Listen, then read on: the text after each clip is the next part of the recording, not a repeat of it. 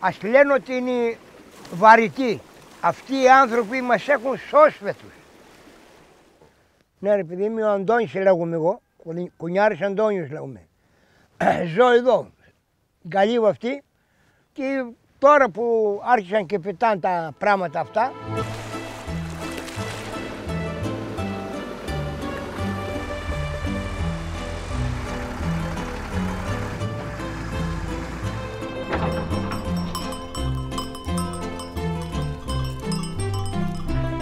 ζω εδώ, Γκαλίβα αυτή, έχω τα άλογα, έχω τα γουρούνια, κότες, σκύλοι, γάτες, για όλα αυτά είναι με μπαμπάς είμαι εγώ.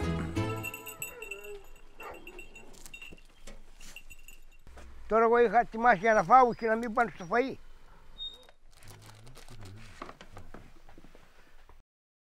Όλα είναι αυτά από αυτή της ανθρώπου. Σωσίβια, βάρκες, όλα αυτά τα πληρώνουν. Δεν τα κάνει δώρο κανείς.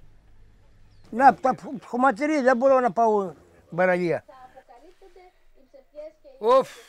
Αυτά όλα είναι από βάρκες. Και πλήρωσα μια μέρα έναν άνθρωπο και ήρθε γιατί έμπαινε κρύου μέσα. Τα φτιάξαμε, κατάλαβες. Ύστερα πιάσανε οι μικροί μια μέρα και με κάναν το όλα έτεύρυχη, έκανε, δεν μπορούσα να μπω να κατορίσω. Μπορεί να έρθει και καμιά γκόμενα του καλοκαίρι να θέλει να κατορίσει, να μην έχουν μέρος να βάλουμε να κατορίσει, ρε παιδί.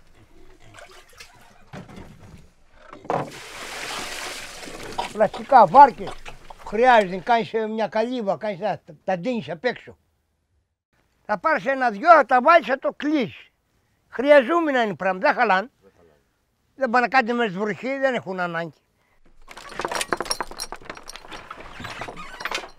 Να, και αυτά από βάρκες είναι. Έρχεται, αλλά θέλει τυραννίδα να τα βγάλεις. Να τα κόψω, πολύ τυραννίδα. Αλλά χρειάζεται, αγρότες είμαστε.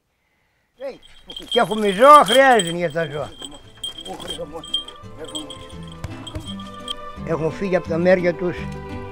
Παναγία να φλάει να μην το βρούμε κι εμείς. Είναι κρίμα.